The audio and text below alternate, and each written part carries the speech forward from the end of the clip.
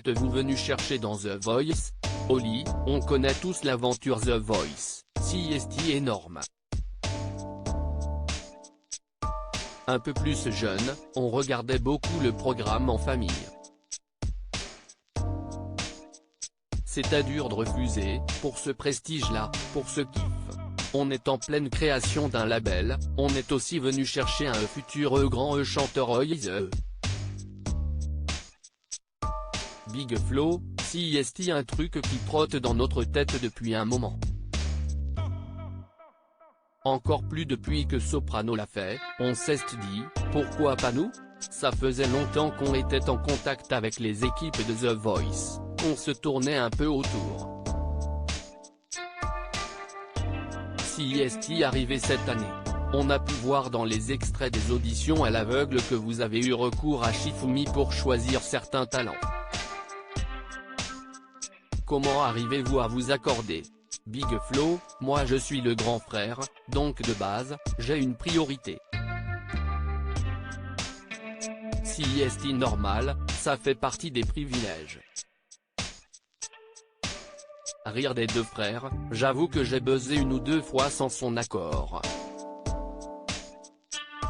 Mais la plupart du temps, on a à peu près la même sensibilité. Oli, on est tellement complices musicalement que la question ne s'est pas posée. On est connectés et toujours raccord. Ce qui est beau et magique. Vous avez été coach pour The Voice Belgique en 2017. Quel souvenir en conservez-vous? Big Flo, CST, un super souvenir. On a gardé de vraies amitiés. Quentin Mosiman, ex-gagnant de Star AC et juré de The Voice Belgique, note de la rédaction, est devenu un pote. Oli, oui, on a noué des liens très forts avec certains talents. Je pense à Tiana Plewaki qui a fait la première partie de notre tournée. À l'époque, on disait que les Belges étaient fous de nous accorder cette confiance. On est arrivé à The Voice France avec ce bagage-là, ça nous a beaucoup rassurés. Quel regard portez-vous sur le cru 2023 de The Voice France?